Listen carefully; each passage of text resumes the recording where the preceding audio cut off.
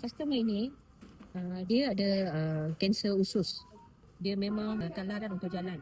So kita cadang dia lah, suruh ambil aloe vera, aloe vera 1 potong dulu untuk 1 minggu. Lepas tu saya bagi omega.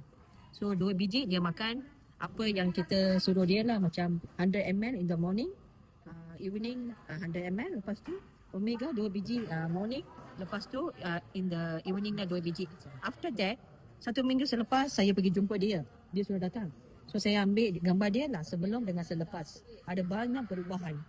Sebelum saya pergi rumah dia, dia duduk saja kat kerusi sampai dia tak larat nak jalan. After 1 week saya pergi rumah dia, saya terkejut. Saya tengok dia sapu rumah.